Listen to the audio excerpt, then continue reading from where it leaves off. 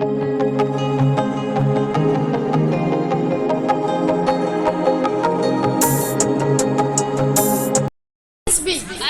and gentlemen, it is my great pleasure to welcome you to the greatest of history, Al-Khan. This afternoon, I wish to congratulate each of you, first on having secured your integrated of history, blessed and second for having the good sense to choose to study in the history of Al-Khan. The history of Al-Khan puts the student at the center of everything. It as you experience here at Al-Khan and your success is important to each and every member of staff who works here.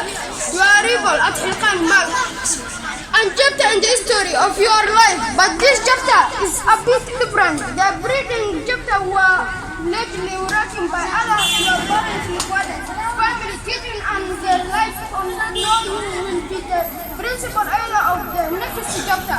You have opportunity to determine the direction, the pilot, and the tempo of your story without program on my speech. I would like to appreciate my wonderful and respected teacher, especially the principal of Al-Khan, the great of his student, Mr. Hassan Abdullah Abdi. Otherwise, thank you for your patience of listening to my speech.